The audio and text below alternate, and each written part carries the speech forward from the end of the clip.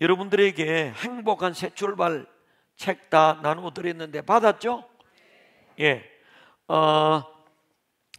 오전에 강의를 다 못한 내용을 잠시 하고 오전 첫 시간에 정착 설교 한 편을 하는 바람에 할까 말까 하다가 했습니다.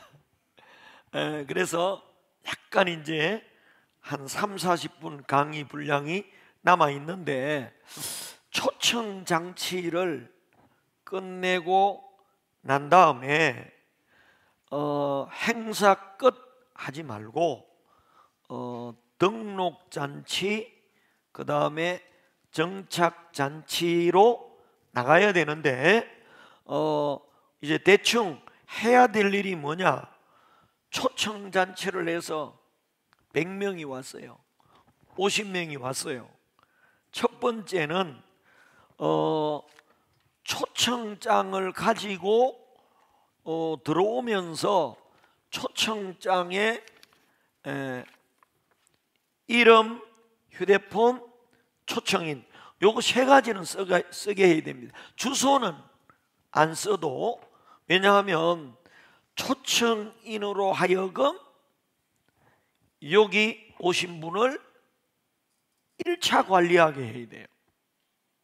그래서 꼭 가능하면 누가 데리고 왔는가 그 본인이 쓰라고 그러면 잘 안 쓰니까 이렇게 하는 게 가장 좋습니다.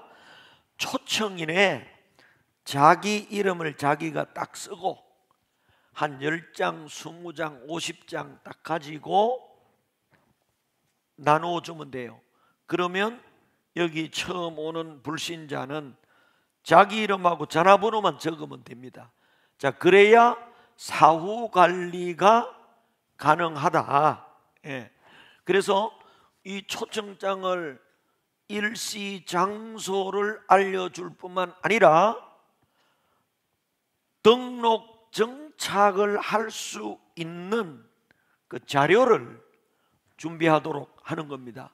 그냥 왔다 갔다 하는 게 하지 말고 들어오실 때 선물을 준비하면 이제 선물 교환권으로 여기 본인 이름하고 휴대폰을 딱 적어서 지출하도록 그냥 넣도록 하면 됩니다. 자, 그래서 이렇게 초청잔치를 했습니다. 7월 6일 날 했습니다. 그러면 그 다음에 바로 작은 교회는 목사님과 사모님 혹은 교회 핵심 멤버들이 50명이 왔다 이거죠. 불신자가. 그러면 이게 50장이 담겨 있습니다. 행사 끝 하지 말고 요걸 분류를 해야 돼요. 두 가지. 하나는 일반 참석자, 한번 왔다 가는 사람, 그 사람은 일반 참석자 리스트를 쫙 이렇게 이름, 전화번호, 인도자, 그리고 또 하나는 이런 사람들 중에 결신하는 사람이 있어요. 나도 한번 믿어보겠다. 결신자 리스트. 아까 무관리하면 안 된다 그랬죠. 관리를 해야 되는데 행사가 끝나고 나면 이 초청장을 가지고 일반 참석자, 한 번 왔다 간 사람, 그 사람도 요 전화번호하고 이름하고 인도자, 누가 인도에서 왔었는가 이걸 적게 하고, 특별히 결신한 사람들은 빠지지 말고 리스트를 적도록 그렇게 하시는 것이 좋습니다. 자, 그러면 그 다음에 어떻게 해야 됩니까? 한 번 왔다가 간 사람이라도 입 닦지 말고 그 주간에 목사님이든 인도자든 또 교회 이름으로 지난 주일에 저희 교회 방문해 주셔서 대단히 감사합니다. 그 문자를 어떤 문자를 보낼까 하는 좋은 내용들이 여러분 교재를 보시면 뒤에 나와 있습니다. 그래서 참석해 주셔서 감사합니다. 그 인사를 드리면 그 다음 주일부터 안 와도 상관은 없습니다. 일단 그렇게 하고, 이렇게 한 분 참석한 사람은 다음 잔치 때, 다음 초청할 때 문자를 다시 한번 보내면서 지난번에 6개월 전에 저희 교회 초청잔치에 참석해 주셔서 감사합니다. 이번 가을에 다시 초청잔치를 하게 되었습니다. 이번에도 참석해 주시면 감사하겠습니다. 이 자료가 됩니다. 우리 교회는 굉장히 많이 모아놨죠. 그래서 일반 문자를, 전화번호가 있으니까 뭐 좋은 감사의 인사, 또 그 다음에 초청의 인사 자료로 활용할 수 있습니다. 교회 안 나와도. 그래서 이렇게 하려고 하면 설교를 잘해야 돼요. 왜? 등록카드, 결신카드를 안 내도 설교를 맛있게 듣고 간 사람은 이렇게 문자를 보내고 또 다음 초청잔치 6개월 후에 보냈을 때, 1년 후에 보냈을 때, 야, 그때 가보니까 그 교회 목사가 연설을 참 잘하더라, 참 재미있게 하더라, 추억이 생각나네, 또 한 번 가볼까. 이 사람들 잘 안 믿고요, 언제만 나오는 거 하면 행사 때만 나와요. 이런 교인을 행사교인이라 그래요. 그 행사교인도 대단히 중요합니다. 아주 교회 빈자리를 채워주고 분위기를 아주 은혜롭게 하고. 그래서 행사교인을 무시하지 마세요. 이 사람이 5년 동안 안 나올 수 있어요. 그런데 하나님의 작정에 지금 믿을 사람이 있고, 5년 후에 믿을 사람이 있고, 죽기 전에 믿을 사람이 있고, 그러니까 이 사람도 포기하지 말고 여러분들은 저수지 안에 가두어 놓은 물고기다, 이렇게 생각하시고 관리를 하시면 됩니다. 그리고 요 리스트를 가지고 가을 낙엽이 떨어질 때, 이 사람이 가을에 낙엽이 떨어질 때 종교심이 발동한다 그래요. 그때 여러분 책에 보면 여러 가지 좋은 문구가 있어요. 성경 구절도 있지만, 여러분 그 쌍용 자동차 구입한 사람은요, 쌍용 자동차에서 톡하면 문자가 날아와요. 달이 바뀔 때 날아와요. 근데 계속 저도 날아오더라고요. 쫙 날아오는데 나중에 한 30번 날아와요. 그러면 차 바꿀 때쯤 됐어요. 그럼 차 바꿀 때쯤 됐을 때 그 사람한테 전화하는 거야. 그러니까 여러분, 한 번 온 사람을 그냥 던지지 마시고 그 자료를 잘 정돈해 놓으세요. 이해됩니까? 예, 그렇게 정리를 하시고 이제 본격적으로 정착을 위해서 노력해야 될 사람은 누구냐? 초청자친 때 왔다가 결신한 사람, 그냥 놀러 왔다가 다니러 왔다가 설교를 너무 감동 있게 듣고 교회 좀 다녀봐야 되겠다, 그래서 순간의 착각으로 결신카드를 쓰는 사람이 많아요. 예. 저는 뭐 한 200~300명씩 결신카드를, 그 사람들 억지로 친구가 끌고 와가지고 그냥 한번 다니러 온 거예요. 근데 설교를 듣다가 나도 교회 한번 다녀봐야 되겠다. 요 결신카드 낸 사람 100명 같으면, 설교를 아주 잘하면 40~50명, 설교를 대충 하면 한 일 20명. 예. 약장사가 약을 팔 때 아주 재미있게 논리적으로 말을 잘하면 약을 많이 사가더라고요. 예. 그러니까 여러분 신약 구약을 잘 팔아야 되는데 설교에 의해서 결신 숫자가, 결신은 아직까지 이건 뭐 교인이라고 말할 수는 없어요. 앞으로 한번 교회 다녀보겠다, 예수 믿어보겠다, 긍정적으로 생각한다. 정착을 집중적으로 노력해야 될 사람은 결신자들입니다. 결신자들. 예. 그러면 100명 중에 결신자가 30명이에요. 그 30명에 집중하고 30명의 투자를 이제, 그러니까 피라미드과 같아요. 100명이 왔다가 결신자 30명을 등록, 정착 잔치로, 그러니까 작은 교회를 지금 예를 드는 거예요. 1000명 교회 같으면 한 500명, 600명 왔다가 이 300명이 결신을, 그러면 이제 절반 50%탁 가만히 놔두고 결신한 사람을 다 같이 합시다. 재초청. 자, 초청잔치 끝내고 행사 끝 하지 말고 초청잔치를 끝내고 난 그 다음 주일부터 재청에 들어가야 됩니다. 근데 누가 하느냐? 다 같이 인도자.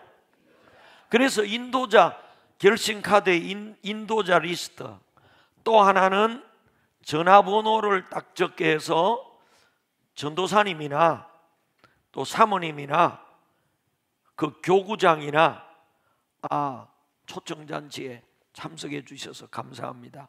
그리고 가장 가까운 사람은 인도자거든요. 인도자가 친구나 아니면은 뭐 친척이나 이런 사람을 데리고 왔으니까 결신자는 가능하면 그 다음 주일 전까지 인도자와 함께 작은 선물을 준비해서 신방을 가는 게 좋습니다. 선물을 전달하러 지난 주일에 나와주셔서 너무 감사해서 작은 선물을 가져왔습니다. 자, 그렇기 때문에 무관심하면 안 되고 무투자하면 안 되고 투자를 안 하면 안 돼요. 무관리하면 안 돼요. 왔다가 행사 끝 그러면 안 돼요. 투자해야 돼요. 저는 최고 교회가 투자해야 될 때가 어딘가 하면은 전도와 선교라고 생각해요. 제가 교회를 개척하고 지하 1층, 지상 5층 783평 예배당을 개척 6년 만에 지었어요.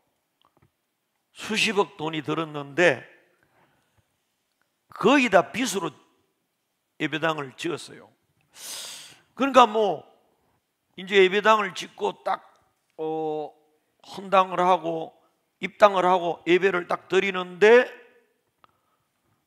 찬양대석 텅텅 답이고 중간 여기도 다 안 차고 양쪽에 답이고 그런 거예요. 왜냐하면 조그마한 개척교회 예배당이 있다가 한 40평 되는 예배당이 있다가 120평 5층 예배당을 지어서 간 겁니다. 전 굉장히 강하게 도전을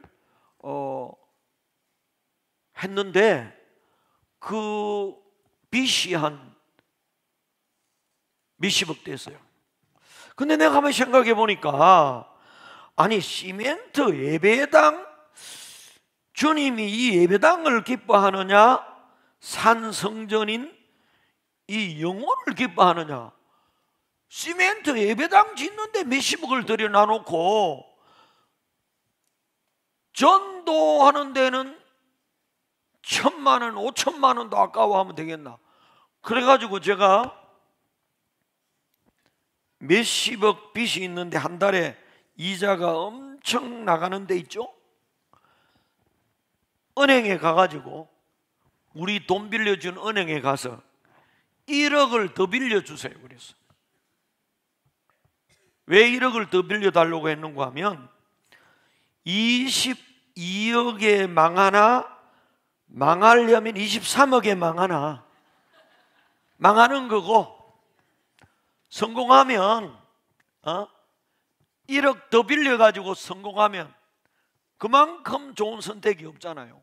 그리고 예배당 짓는 데는 수십억 빚내놓고 전도하는 데는 돈 투자 안 하고, 그러면 그 예배당 텅텅, 성가대도 답이고 성가대도 요 앉히고 중간에 두 줄에 앉혀가지고, 와, 이게 앞이 캄캄하더라고요.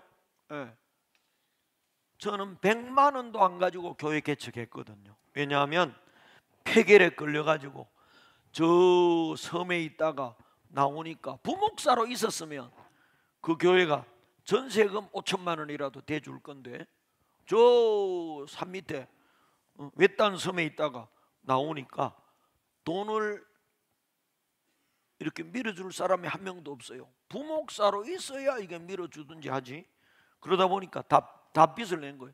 시작할 때 30년 전에 8천만 원 빚내가지고, 그리고 6년 만에 또 예배당 짓는데 몇십억 빚내가지고, 내가 가만히 보니까 아니 도대체 몇십억 빚내가지고 시멘트 예배당 이거 하나 지어 놓으려고 내가 그랬냐?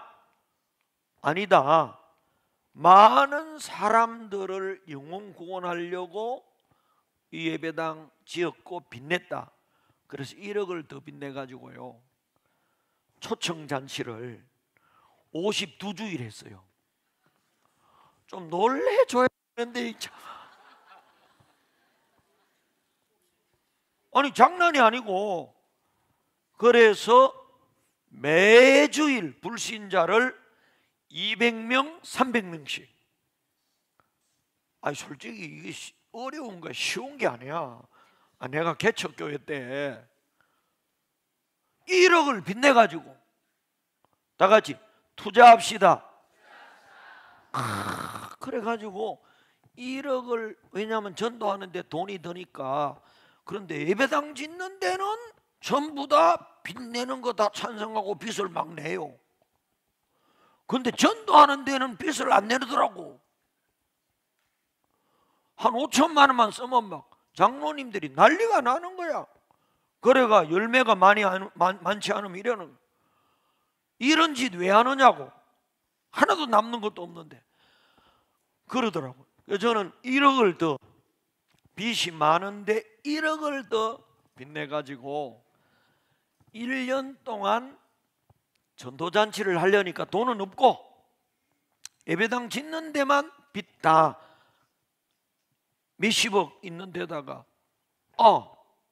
교회가 이자 되는 것도 어렵고.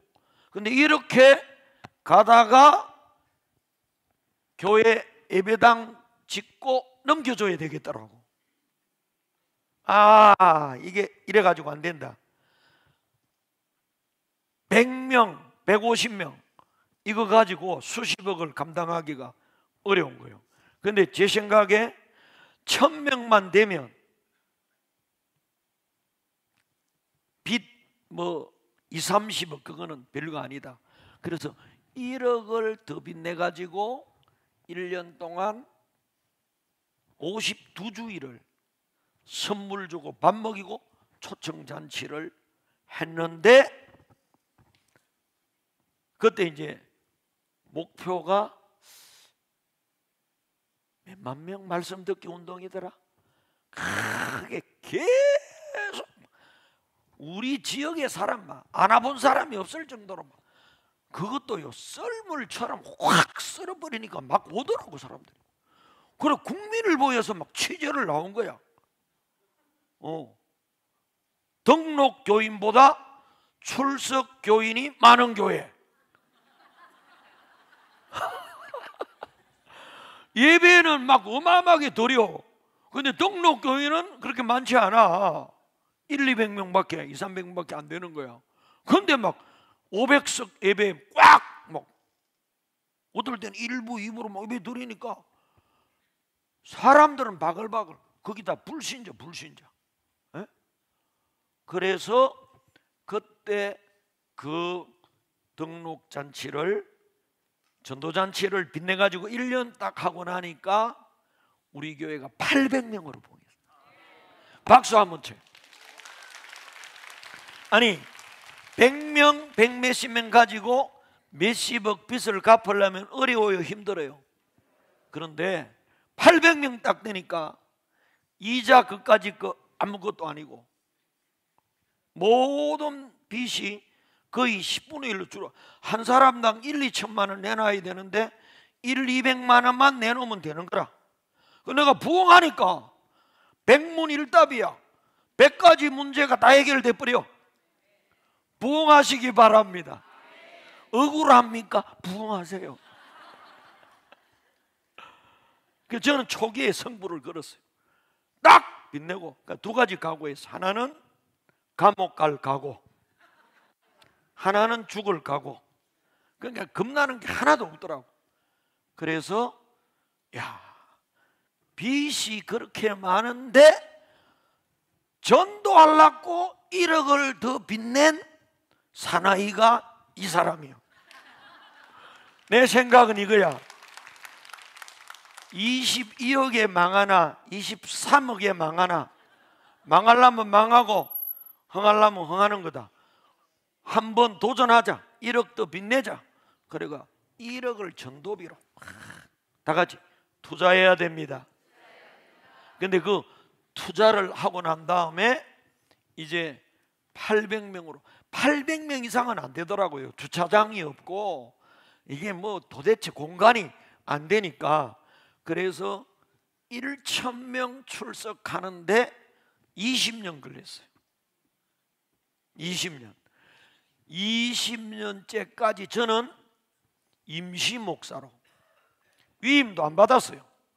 나는 1,000명도 출석 못 시키는 목사가 무슨 위임 목사냐? 난 위임 안 받는다.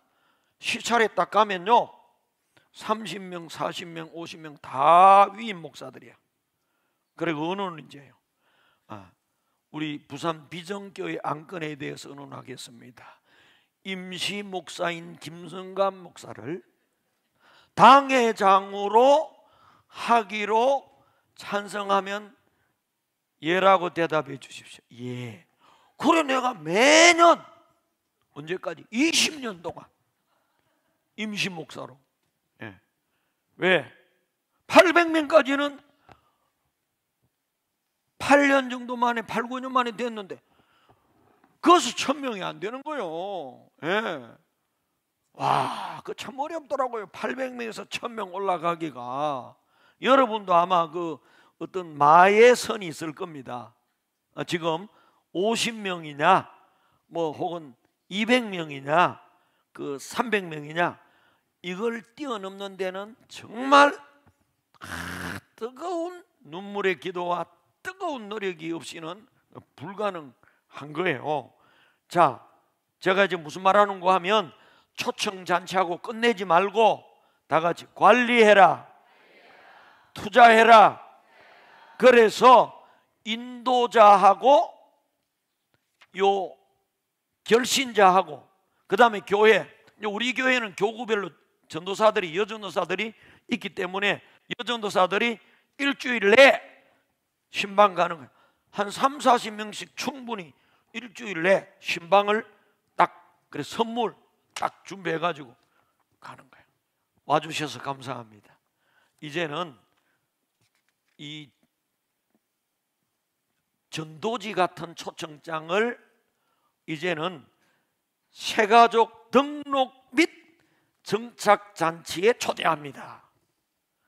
등록 정착잔치 초청장으로 바꿔가지고 이거 가지고 가고, 이번 주일에도 오시면 선물 드립니다.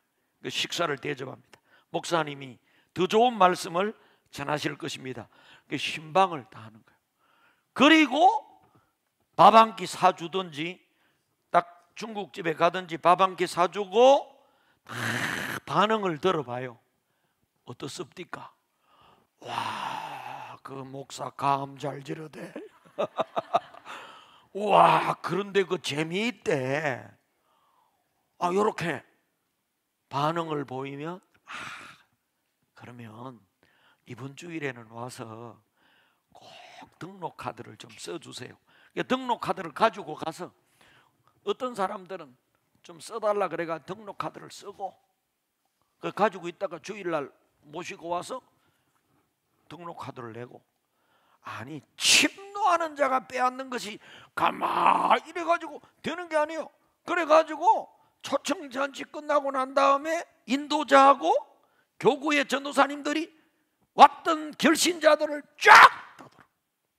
최소한 첫 번째 문자, 카톡 문자 와주셔서 감사합니다. 그리고 만나서 신방하고 또 식사를 대접하고. 자, 그러면서 다 같이 재초청. 왜 재초청해야 되느냐? 잘 봐요. 말씀을 듣도록. 자, 결국에 초청잔치를 성공하려면 다 같이 은혜로 말씀.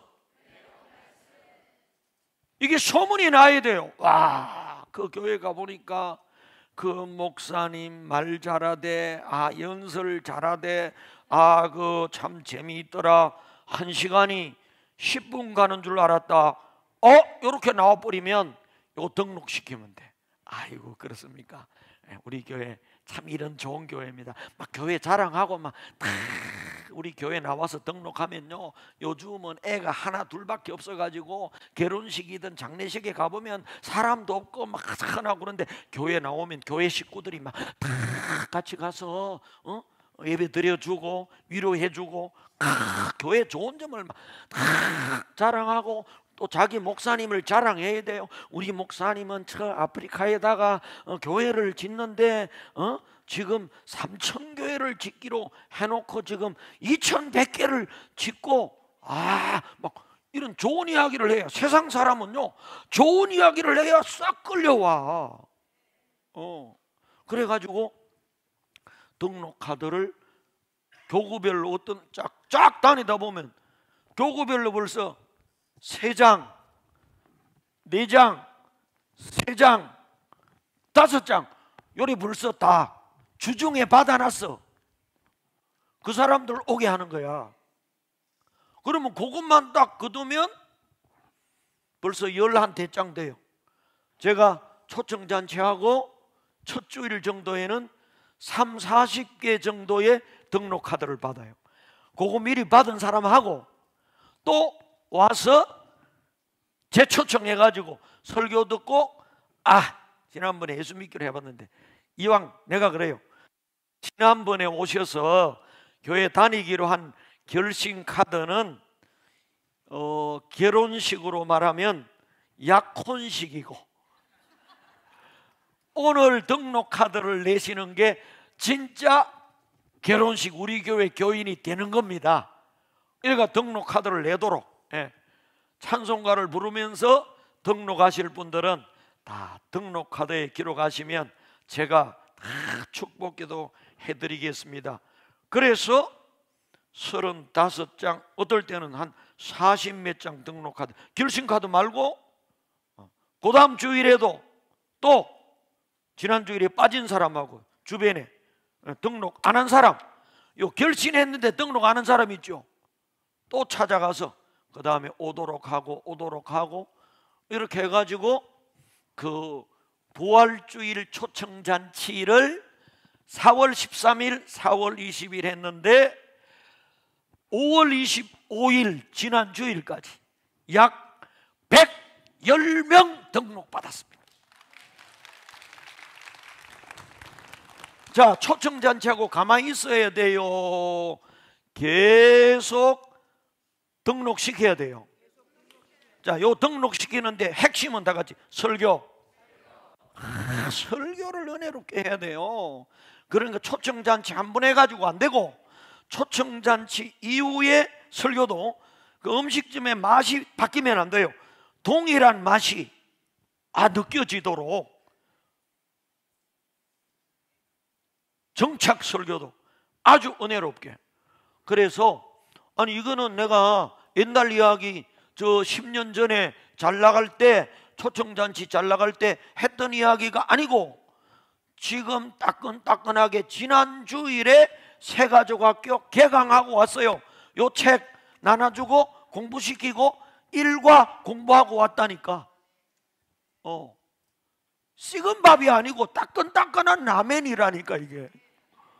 그래서 여러분 이제 초청잔치를 끝내고 난 다음에 행정 정리를 하셔야 돼요.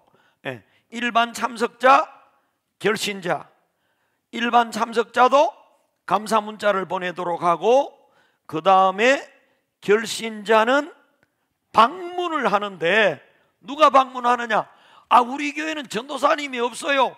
사모님이 하면 되지, 권사님이 하면 되지. 그리고 인도자 다 있잖아요. 인도 온 사람 적힌 거 있잖아요.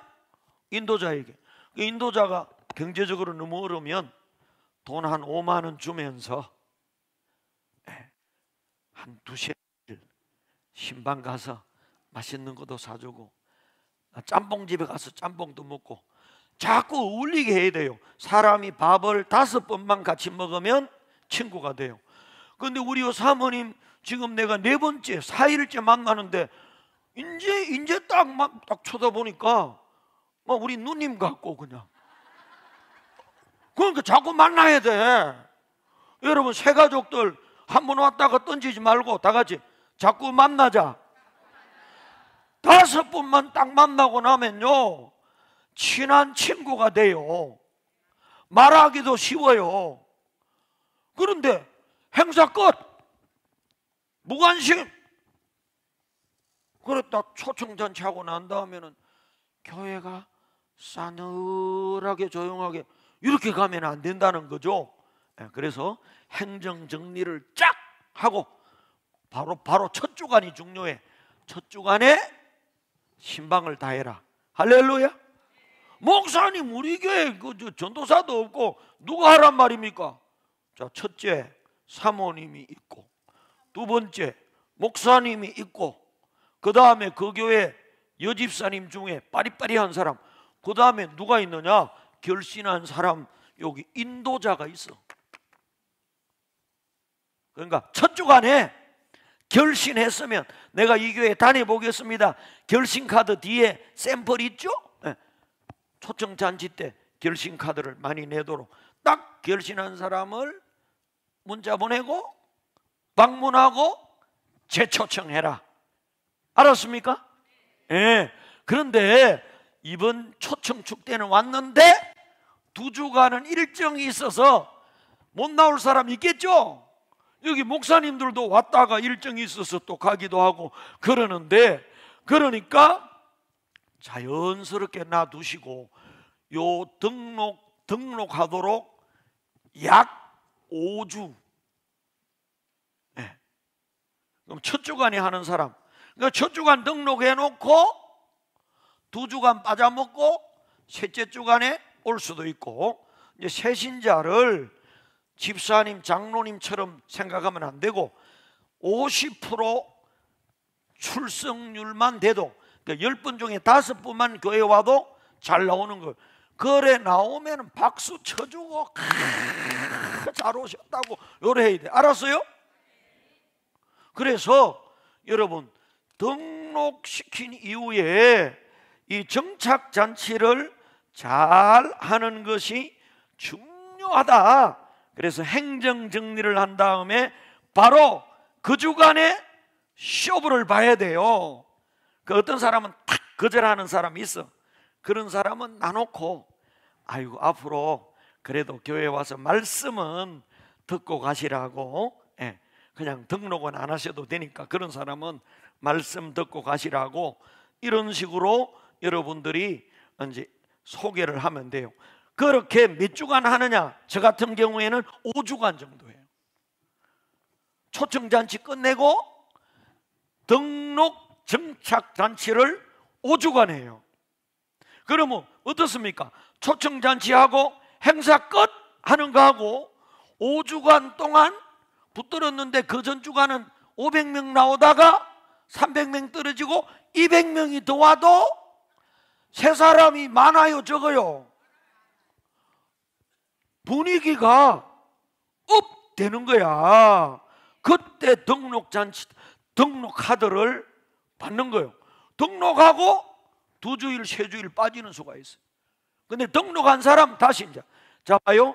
일반 참석자, 두 번째 결신자, 세 번째 결신했다가 다시 와가지고 다 같이 등록자. 자, 요 등록자를 정착의 1차 대상으로 삼고, 1차 대상으로 삼고, 그러면 점점 줄어들잖아요. 500명 왔다가 200명 왔다가 그 다음에 100명으로 갔다가 80명으로, 이제 우리 교회 같으면 그 80명을 2달 동안 이제 삶는 거야. 그 중에 제가 이제 봄 같은 때는 울산에 장미축제라고 있어요. 울산 대공원에 관광버스 세대 딱 대절해가지고 도우미 한 차에 10명하고 그 새가족들 중에 출근 안 해도 되는 또 어르신들 버스 세대 딱 태워가지고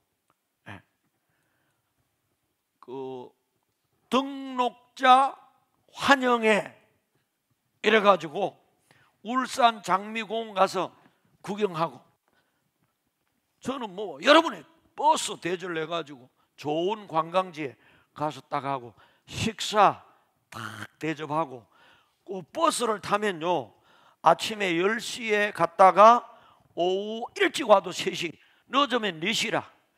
그 버스 안에 딱 가다 놓고 이제 삶는 거야. 그때 재미있는 이야기 막. 저는 이제 1호차 갔다가 또 2호차 갔다가 3호차 갔다가 그 약장사들 약 팔듯이 약 팔러 막 다니고 교회 잘 나오셨다고 너무나 기쁘다고, 여러분이 우리 교회 앞으로 기둥이다고. 그래 등록한 사람들 그 친교회, 그러면요 거의 얼굴이 100여 명 정도는 익혀져요. 내가 이번에도 보니까 여기 딱 보면은 고개 숙이는 집사님, 여전도사님하고 사모님 말고는 얼굴을 대충 다 읽혀진대. 지금 어느 정도는 읽혀져. 네 번째 지금 만나니까. 근데 버스 안에 가다 놓으면요 금방 딱 요만큼 돼. 딱 요만큼 돼. 그래가 세대 탁 소문 같다. 그때 딱 나오면서 마지막에 선물을 또 하나 다 같이 투자하라. 완전히 마음이 교회 다 뺏겨야 돼. 와, 교회 좋은 데네. 아이고, 목사님 말씀도 연설도 재미있고 사랑이 많고, 이야, 저 이래 놓고 뭘 하는 거 하면 앞으로 새가족 학교를 시작할 겁니다. 여러분, 저 태국에 가도 가이드가 태국에 오면 어떻게 해야 됩니다 안내를 하지 않습니까? 교회도 나오면 이제 어떻게 처음 오면은 어떻게 해야 될지 모르니까 안내를 주일날 3부 예배 드리고 사청에 올라오면 밥 먹고, 나는 노래야 10분만 공부하고 그냥 갈 겁니다. 10분 한다 해놓고 분위기가 좋고 손에 딱 잡히면 30분 해요. 그런데 30분이 금방 지나갔어. 그런데 조금 지루하고 그렇게 생각되면 탁 맞춰버려. 10분 탁 맞춰버려. 사람이 기분 좋고 행복하면 10분 갔는지 30분 갔는지 몰라요. 기분 좋을 때 입이 활짝 열렸을 때 막 하나님의 말씀을 싹 집어주고, 뭔가 좀 딱딱할 때는 짧게. 자, 여러분, 목사님들에게 말씀드립니다. 설교를 너무너무 자신 있게 은혜롭게 자기 가슴이 뜨거우면 마음껏 하세요. 그런데 이 설교가 자신이 없으면 은혜를 받게 하는 비결이 딱 하나 있습니다. 다 같이 해봐. 짧게 해라. 그런 이야기가 있죠. 미니 스커트와 설교는 짧을수록 좋다. 아니, 우리 여자 목사님들 너무 잔소리 길게 하지 말고 설교를 짧게 하는 거기에 은혜를 받아가지고 교회를. 그러니까 여러분, 이제 정착이 대단히 중요합니다. 그렇게 해서 초청잔치 끝내지 말고, 이렇게 우리 교회 같은 경우에 내가 여기 와 있죠? 한 손에 딱 내 휴대폰에 교구별로 7교구, 교구별로 1구역, 2구역, 3구역, 4구역, 5구역, 1부 예배 출석 누구, 2부 예배 출석 누구, 3부 예배 출석 누구, 맨 뒤에 결석자 누구, 환자 왜 결석했느냐. 딱 주일 지나면 내가 아프리카에 있어도 딱 요거 보면은 교회가 한 손에 딱. 그리고 내가 교육자 카톡방에 문자 딱 보내요. 수고했습니다. 월화 쉬세요. 우리 교회는요 주 5일째 근무해요. 그러니까 제대로만 딱 하고, 아니 교회만 많이 나온다고 되는 게 아니다. 딱 할 때는 하고 쉴 때는 쉬자. 그래서 너무 문제가 있고 너무 이럴 때 말고는 월화 쉽니다. 네, 월화 쉬고 수요일부터 본격적으로 수요 예배. 그 이제 일반적으로 다른 분들이 말할 때는 우리 교회 와서 강사해본 어제 송경호 장로님 이런 분들도, 나는 수요 예배도 빈자리를 채우는 게 내 목적이에요. 내 목표예요. 그래서 자리도 1, 2, 3, 4구역 딱 해놓고 1구역, 2구역, 3구역, 4구역, 5구역, 10구역 딱 해놓고 딱 보면은 몇 구역이 몇 명 빠졌는 거 다 알아. 다 같이 철저한 관리. 네, 그래서 여러분 이번에 불신자들이 왔다가 가고 나면 그 사람한테는 전혀 우리 교회 안에 있는 내부 사람들이 그게 습관화되면 별 문제가 안 돼요. 초청잔치하고 나면 분류, 참석자, 결신자, 그 다음에 등록자, 그 다음에 누구를 이제 정착시키느냐. 다른 사람은 좀 나눠놓고 등록자. 이 사람은 500명 왔다 갔는데 80명 등록했어. 80명을 여러분 교회 80명만 모르던 사람이 오면은 분위기가 새롭죠. 그러니까 80명 딱 그걸 놓고 8주간 공부를 하는 겁니다. 그걸 사청 새가족실에서 8주간. 그래서 새가족학교 요 책을 가지고 공부를 하는데, 이분들에게 8주를 공부를 하는데 빠지는 사람이 있어요. 그러면 빠지면 뒤에 다시 보충할 수 있는 시간을 줘요. 근데 어떤 사람은 3가부터 시작하는 사람이 있어요. 3가부터. 그건 전혀 상관없어요. 3가부터 하는데 8가까지 하는데 수료식은 8주 후에 하는데 3가부터 한 사람은 수료를 시켜버려요. 그럼 1, 2가는 어떻게 하느냐? 자, 우리 교회는 새가족부실은 52주일 계속해요. 어떨 때는 공부를 할 때 있고 공부를 쉴 때가 있을 뿐이야. 새가족은 무조건 밥 먹으러 그리 오도록. 예. 그러면 자 8주하고 수료식을 했어요. 어떤 사람은 3주부터 했어. 1, 2가는 안 배웠어요. 그러면 이제 이 분기에, 교육하는 분기에는 1가부터 다시 시작해요. 그럼 이 사람은 3, 4, 5, 6, 7, 8 배우고 1, 2가를 배우는 거예요. 5가부터 시작한 사람은 5, 6, 7, 8 배우고 이 사람은 수료 안 시켜요. 왜? 60%가 안 되기 때문에. 그러면 다시 다음 패스에 수료를 시키는 거예요. 그래서 그 다음에 계속 공부는 계속 돌아가요. 언제 쉬느냐? 제가 아프리카 갈 때 2달 쉬어요. 네. 그 계속 돌아가니까 3주차 왔던 4주차 왔던 5주차 왔던 수료식은 3주차 정도부터 온 사람은 시키고 1, 2가 공부시키고 그래요. 1, 2가 공부시킨 다음에 그래, 이왕 배우는 거 제대로 한 번 더 배우세요. 그래가 8가까지 한 번 더 배우고, 어지간하면 저는요, 수료한 사람도 자꾸 여기에 와서 앉혀놓고 밥 먹고 10분만 있으면 되니까 2번, 3번 막 듣도록 해요. 그러면 더 교육이 제대로 되는 거예요.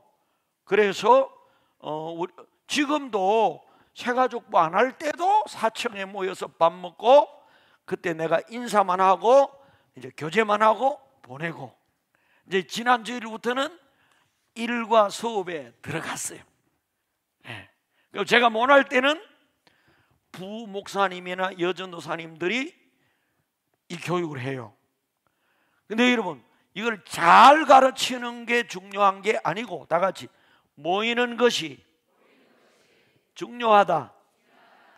너무 잘 가르치고 그게 문제가 아니라 핵심만 하나 탁탁 넣어주면 되고, 각 과에 핵심이 딱 있어요. 이 책을 제가 편집했는데 한번 이제 책을 보세요.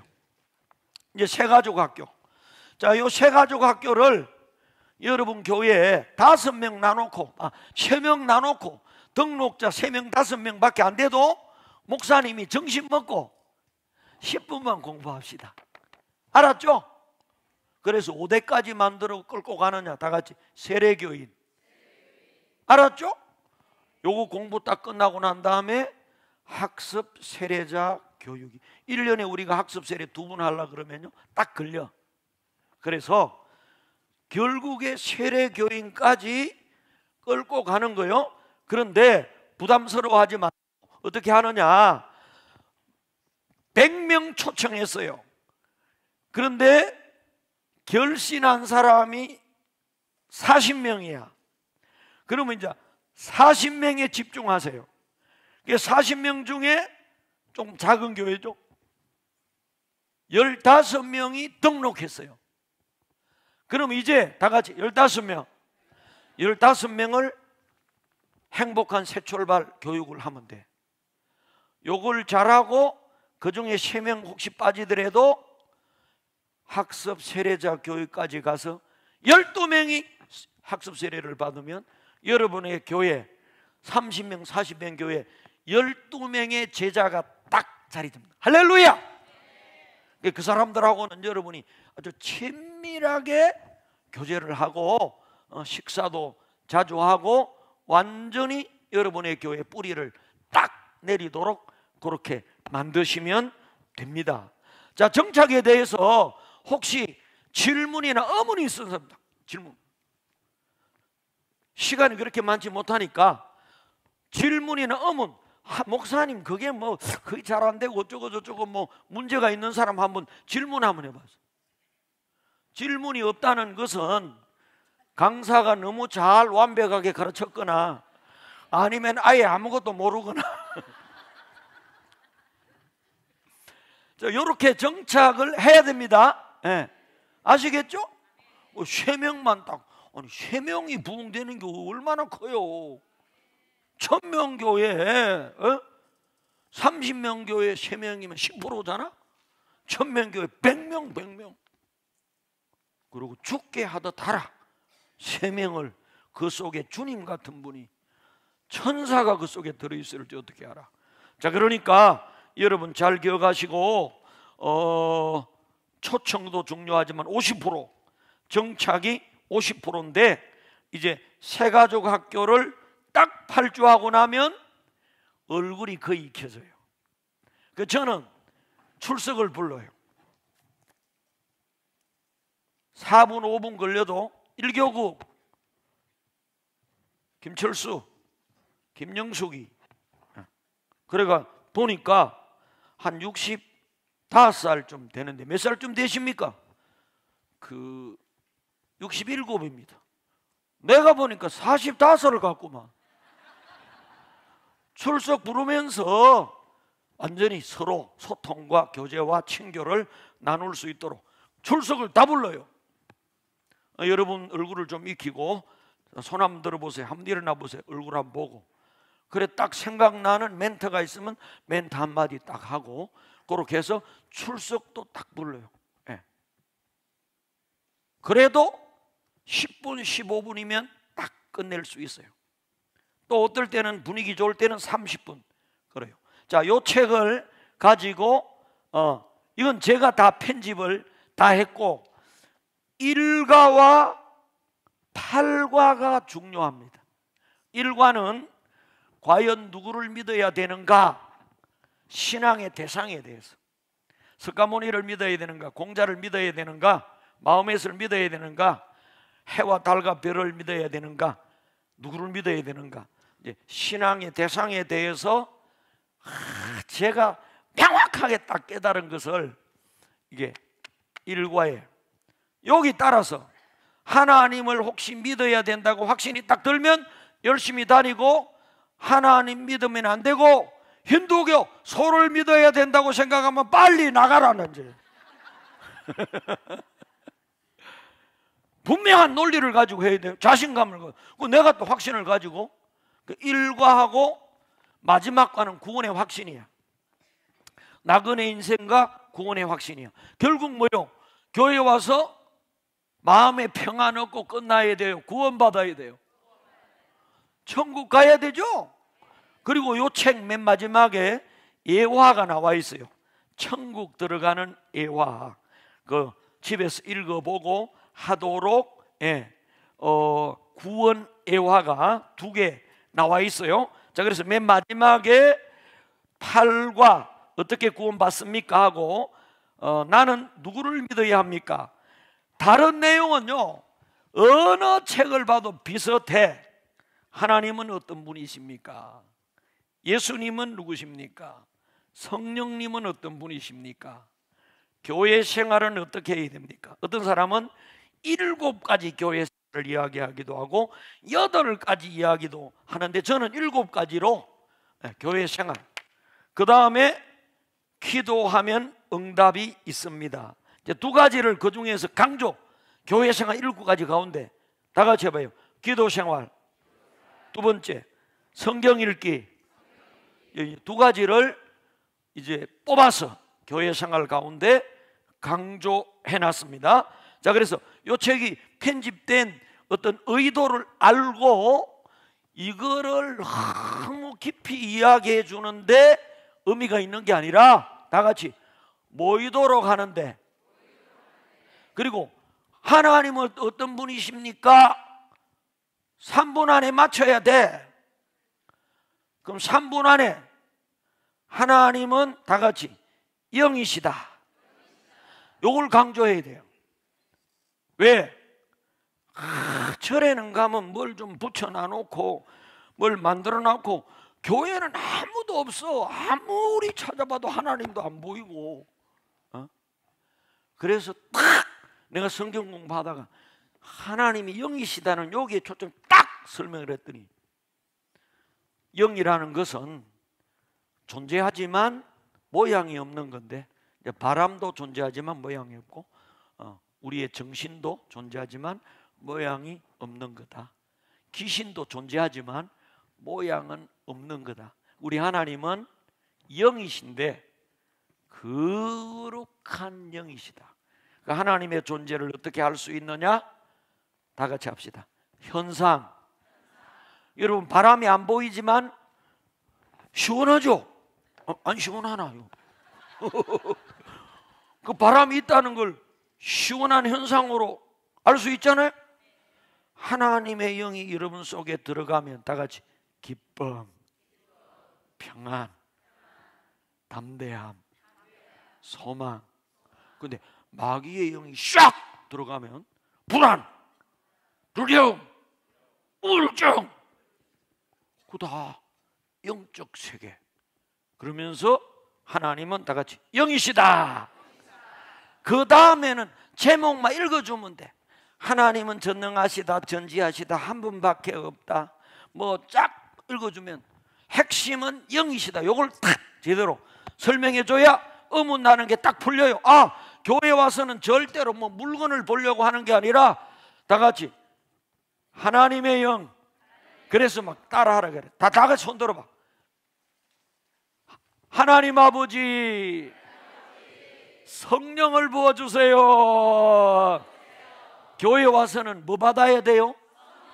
초신자 때부터 하나님은 영이시다 이걸. 근데 거룩한 영이시다.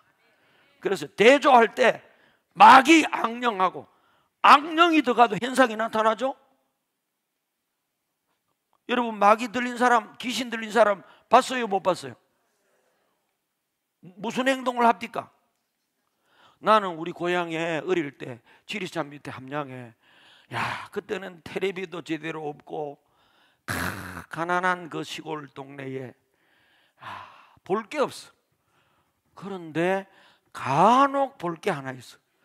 뭔가 하면 귀신 들린 처녀가 하나 있었는데 그 귀신만 들어가면 빨가벗고 스트리킹을 하는 거야. 그 빨가벗고 스트리킹 하면 초등학교 애들이 전부 다 막 가슴을 덜렁덜렁 쫙 구경거리고.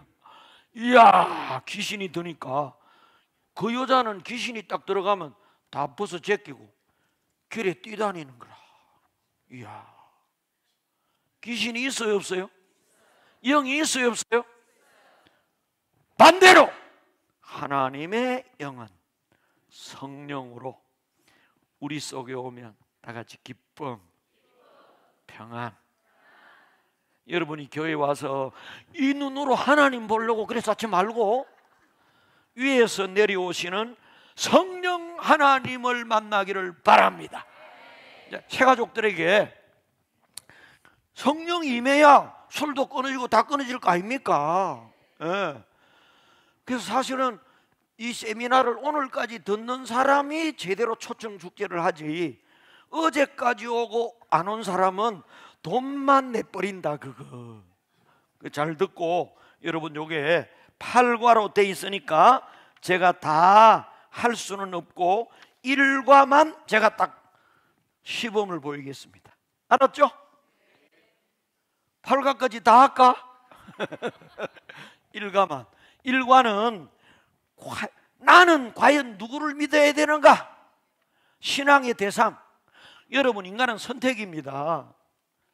직업의 선택, 배우자의 선택, 믿음의 선택 다 중요해요. 그런데 배우자의 선택, 직장의 선택은 30년, 40년, 배우자는 50년, 60년 내 인생의 행복을 결정하지만 신앙의 선택은 다 같이 해봐. 일생. 이 세상 일생을 좌우하고 일생으로 끝나는 게 아니야. 왜 이슬람의 부인 너희를 거느리고 여자들이 말이야 종처럼 그렇게 삽니까? 여자를 사고 팔고 하는 것처럼 종교가 그래. 여러분 뭘 믿느냐에 따라서 나의 일생이 좌우되는 거야. 거기서만 끝나면 아무 깨나 믿다가 그냥 끝나면 돼요. 일생만 좌우되는 게 아니라 다 같이 영원. 그 아무 깨나 믿어야 돼요? 잘 따져보고 믿어야 돼요? 이야, 신앙이 그렇게. 근데 이 세상에 사람들이 믿는 신앙의 대상이 수천만 가지인데 딱 네 가지로 나누면 다 같이 자연을 믿는 신앙.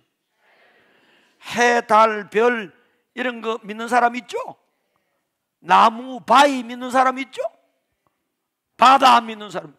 자연 믿는 사람, 그 속에 수많은 종교가 있어요. 두 번째, 다 같이 사람을 믿는 사람. 불교, 석가모니하고 유교, 공자, 마호멧, 그 다음에 우리나라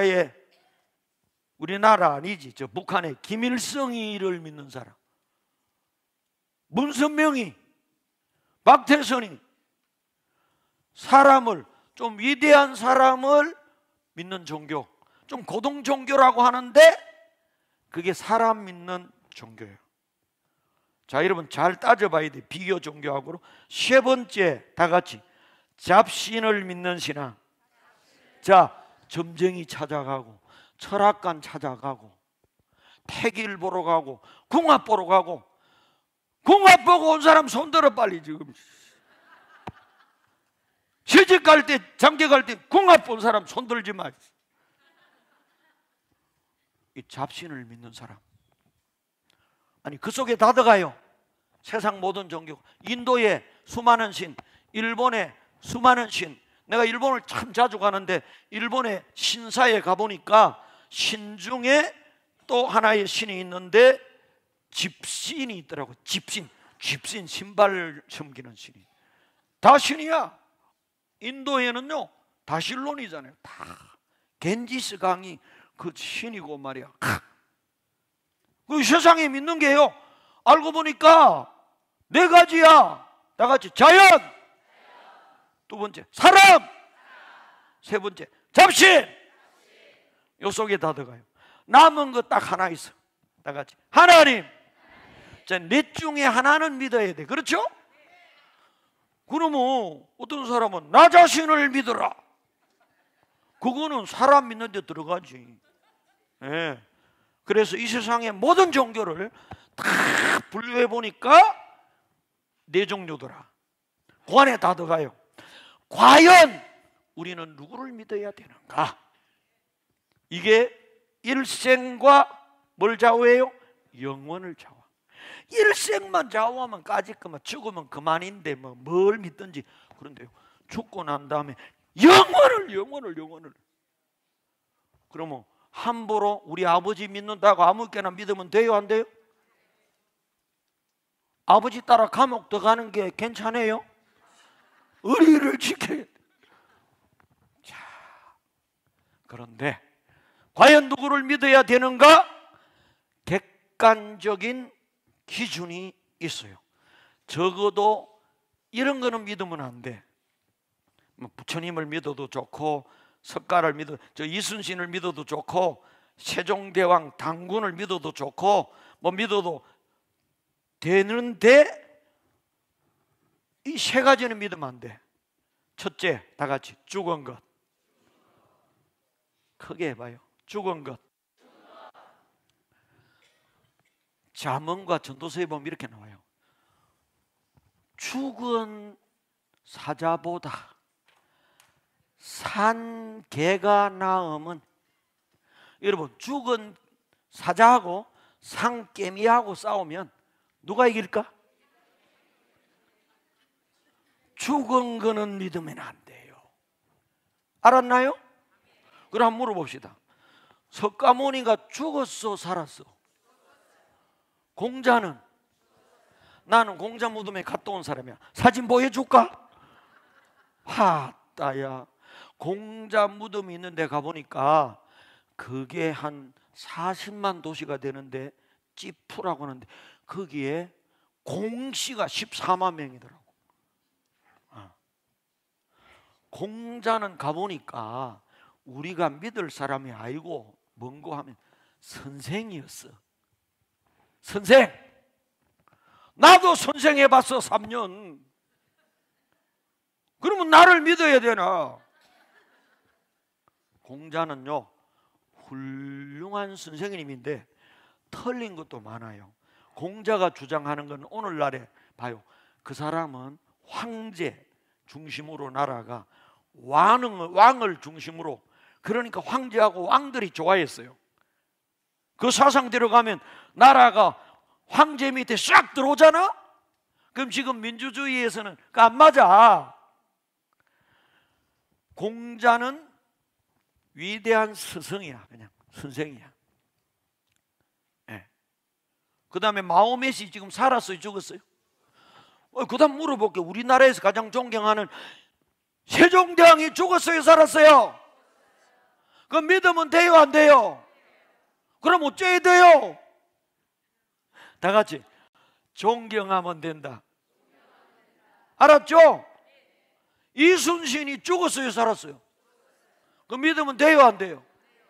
그러고 보자. 이 척과에서 싹 다 완전히 척과에서 딱 바로 딱 잡아버려야 돼. 자, 그럼 봐요. 지금 저 처음 나온 사람이 제사 지내고 야단이제? 우리 조상들이 죽었어요, 살았어요? 죽은 거는 말도 없고, 죽은 거는 능력도 없고, 죽은 거는 믿어서는 안 되는데, 그럼 우리 조상으로 짜란 말이에요. 살아계실 때 복양 잘하고 존경하면 되는 거야. 사람은 다 같이 존경하고 사랑하고. 할렐루야. 잘 들어야 돼요. 그래서 죽은 거는 믿으면 안 되는구나.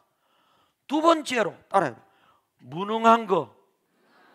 여러분, 우리가 믿을 때 무능한 걸 믿어가지고는, 내가 우리 집에 유치원 다니는 손녀를 믿고 목회를 하면 되겠어? 그 아무 능력도 없는 거, 집도 못 찾았는데. 그런데 어리석게 수많은 사람이 우리보다 못한 힌두교 소를 믿고 뱀을 신으로 섬기고 가스덩어리인 저 달을 섬기고, 종교하면 돼봐요. 전부 다 무능한 것을 다 믿고 있어요. 성경에 이렇게 말했죠. 사람에게 만물을 뭐하라? 다스리라. 그러면 다른 만물, 사람 말고 다른 만물을 섬기면 돼요, 안 돼요? 근데 사람은 왜 믿으면 안 돼요? 언젠가 뭐 한다고? 다 죽었고 또 하나 다 같이 죽을 존재. 그럼 사람 믿으면 안 돼. 공자고 석가고 우리 조상이고 이순신이고 산개미보다 못해요, 죽은 조상은. 그러면 또 이제 불신자들이 막 화를 내고 막 제사도 못 지내고 막 우리 조상을 막 조상도 모르 이렇게 말하잖아. 그래. 조상님은 살아계실 때 복양을 잘하시고 존경하시고 기분 안 상하게 그렇게 하는 것. 공자가 죽어야 나라가 산다는 책이 나왔어. 왜? 제사법을 만들어 놓으니까 살아서는 부모를 먹같이 취급하던 놈들이 돌아가시고 나니까 무덤을 막 크게 만들고 비석을 막, 그 다음에 막 석관 그 대리석으로 관을 만들고 막. 물어볼게요. 그게 부모를 위한 거요, 지 이름 내는 거요? 그게 바람직해요, 잘못된 거요? 성경에 살아있는 부모를 잘 복양하도록. 근데 전부 다 지금 마귀가 속에 들어가 생각을 다 뒤집어 가지고 뭐 대순 진리하고 저 전부 다 이단들이요, 요 생각을 마귀가 뒤집어 갖고 마치 어떻게 만들어 놨는가 하면 진화론 있죠? 원숭이가 사람 됐다는 것도 마찬가지고. 자, 원숭이가 밤에 몰래 백화점에 들어갔어. 신세계 백화점에 가가지고 500만 원짜리 상표를 딱 떼가지고 5천 원짜리에 갖다 딱 붙였어. 그 5천 원짜리 상표를 딱 떼가지고 500만 원짜리 딱 갖다 붙였어. 자, 낮에 온 손님들이 5천 원짜리 500만 원 붙어 있거든. 그런데 500만 원짜리 그 가격표를 보고, 이야, 역시 500만 원짜리는 다르네. 와, 빛깔이 다르고. 와, 참. 저 500만 원짜리인데 상표를 5천 원짜리로 바꿔 붙여놨어. 아이고, 5천 원짜리가 대노이 영 볼품이 없네. 지금 제대로 본 거요, 거꾸로 본 거요? 오늘날 마귀가 사람들의 생각을 다 이렇게 뒤죽박죽 만들어 놔버린 거예요. 여러분, 과연 우리가 믿어서 안 되는 거는 다 같이 죽은 거, 다 같이 무능한 거, 힌두교 소 믿는 거, 길거리 가면서 똥을 팍팍 싸고 다 지나가실 때까지 우리 신이신 또 우리 조상신일지 모르는 이 소가 다 지나갈 때까지. 인도 가면 온데 소똥이잖아. 이야, 그걸 신으로 믿고, 그리고 인도에는 또 다신교예요. 신이 3억 3천 개가 있고. 이야, 이게 무능한 것, 나를 도와줄 수 없는 것, 그건 믿으면 안 돼. 마지막 다 같이 불완전한 거. 자, 보세요. 점쟁이한테 우리가 물으러 가잖아요. 나의 미래를 다 알아요? 50% 알아요? 50% 알아. 요즘은 다 기계로 보면 나오지만 옛날에는 임신을 하면 아들을 놓겠습니까? 딸을 놓겠습니까? 점쟁이한테 복채 주고 100만 원 주고, 너무 아들을 놓고 싶어. 그래가지고 100만 원 주고 딱 점을 점쟁이한테 이렇게 물었더니 아들 놓습니다. 그러는 거예요. 둘 중에 하나지, 아들 아니면 딸이지. 근데 아들 놓습니다 딱 그랬는데 진짜 아들을 낳았어. 그러면요, 소문이 나기를, 그 용아들아, 그 사람이 몰려. 근데 딸을 낳았어. 100만 원 준 사람이 항의하러, 아니 아들 논다 그랬잖아요, 왜 딸입니까? 와보세요. 2025년 5월 27일 3시 15분 이름 김영숙 목사.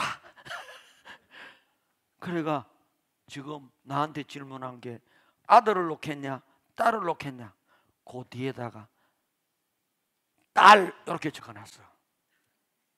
내가 당신 딱 볼 때 딸 놓게 돼 있는데 아들을 원해서 너무 실망할까 봐 가지고 아들을 놓는다고. 이거 봐라, 내가 딸 놓는다 그랬잖아. 그래 쏟고 어쩔 겁니까? 여러분, 이 점쟁이나 철학관, 이 세상의 모든 악신들요, 다 같이 불완전하다.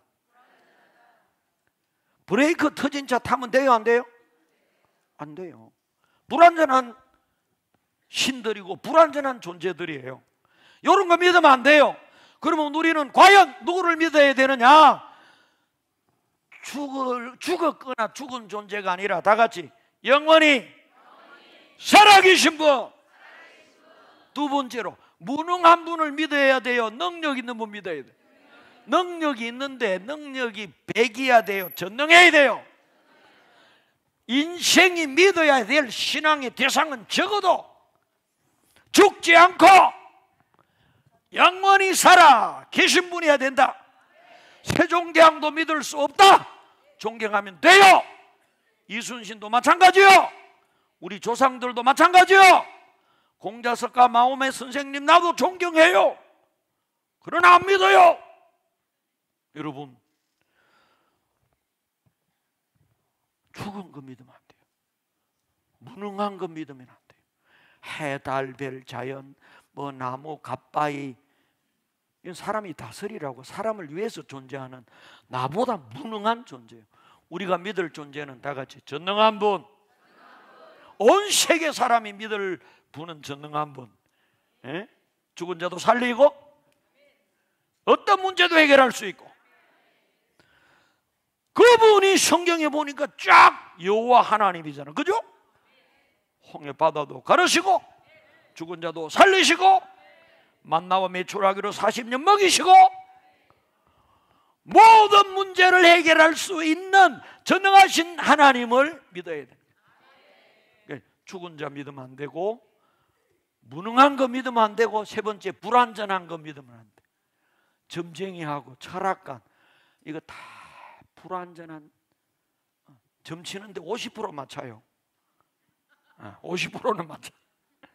속지 마세요.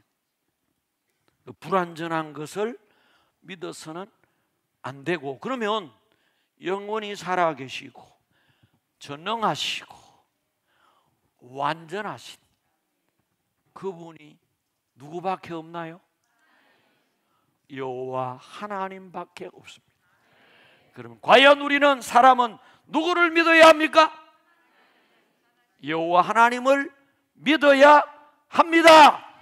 여러분, 오늘 여호와 하나님을 믿어야 된다고 확신한다면 앞으로 열심히 하시고, 하나님 말고 다른 거, 죽은 거 믿고 싶으면 다음 주일부터 교회 나오지 말고 죽은 거 그거 믿으러 가요. 갓바위 믿으러 가든지. 네. 전 농담 삼아 그렇게 이야기를 해요. 확실해졌네.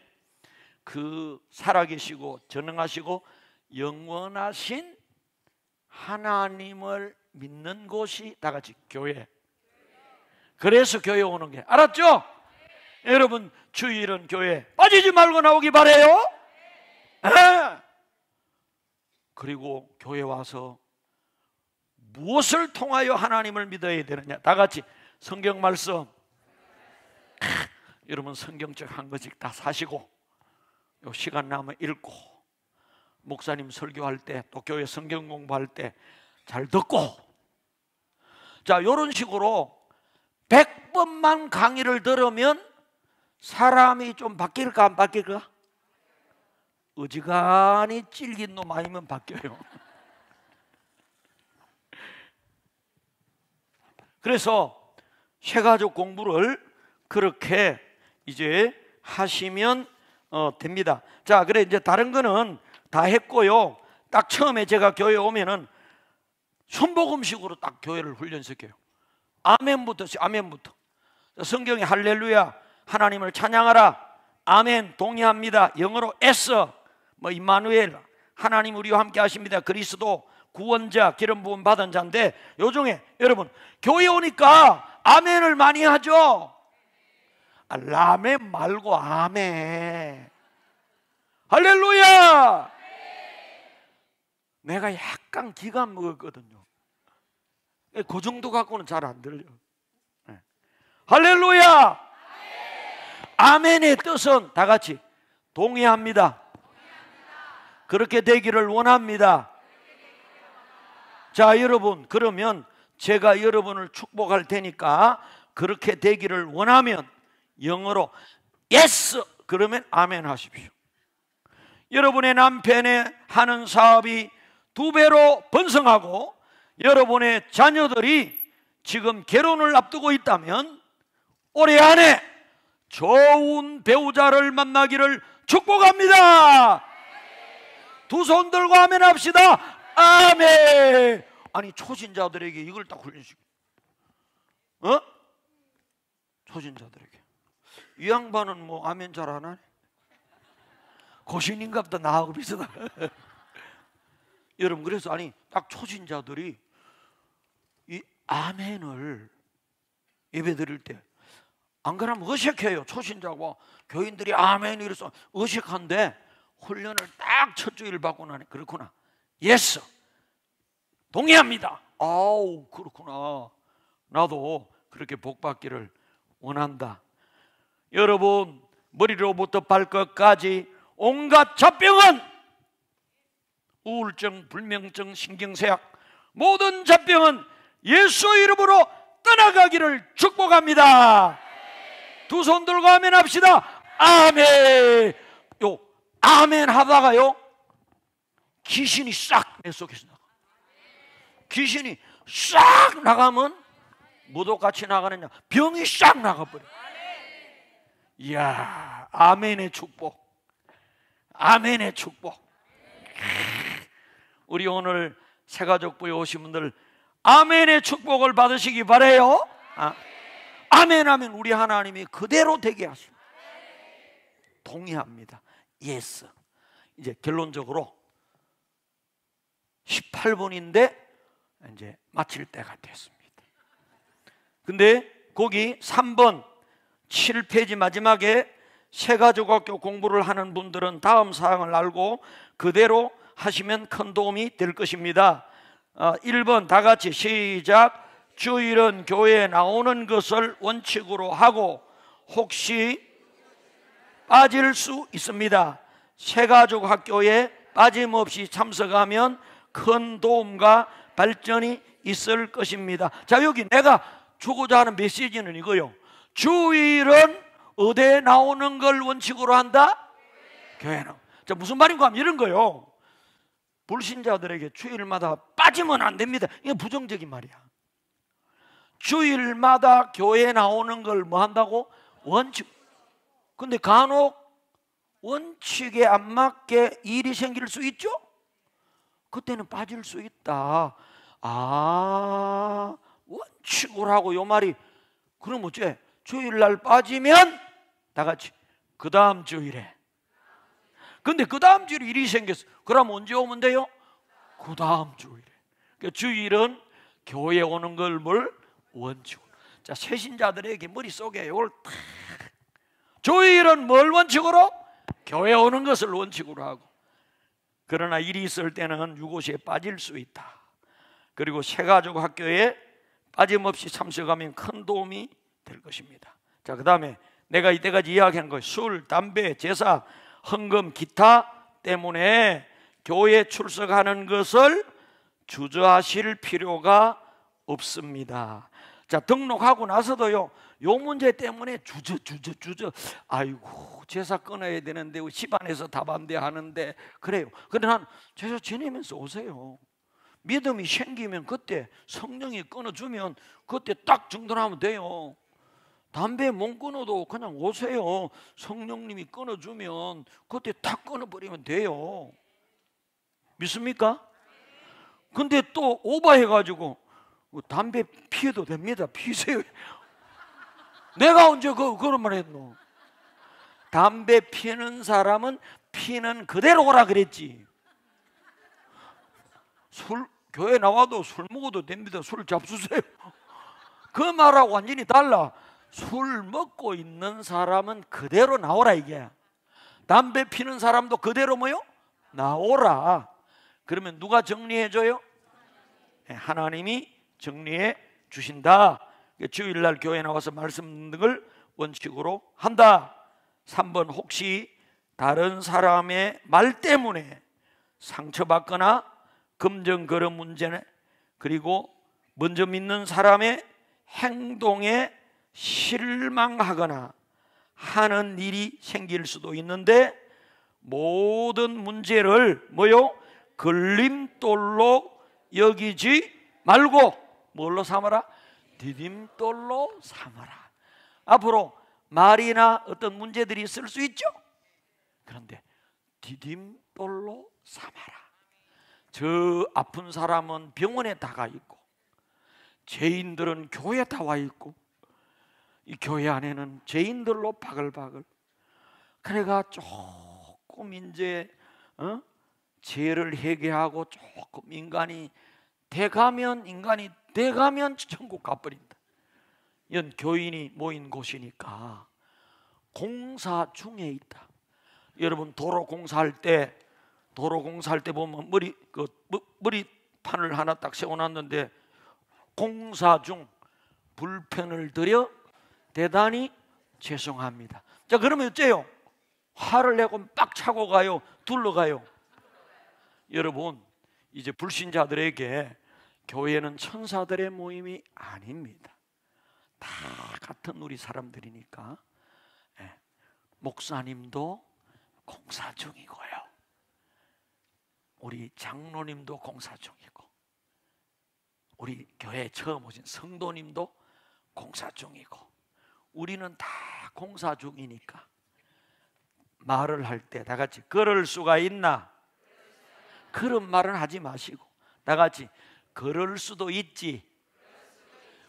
공사 중인 줄 알고 이해를 하시면 시험에 들지 않고 디딤돌로 여러분이 성장할 줄로 믿습니다.